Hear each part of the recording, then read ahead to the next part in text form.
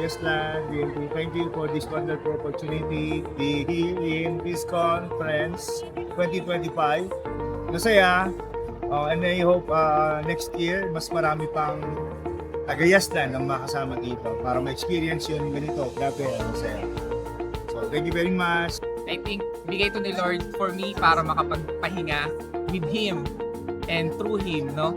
And thank you, Yeslan, for this opportunity na every year nyo binibigay sa amin. Ang key takeaway ko is truth. Ang true unity is based on true. Siyempre dapat genuine yung relationship.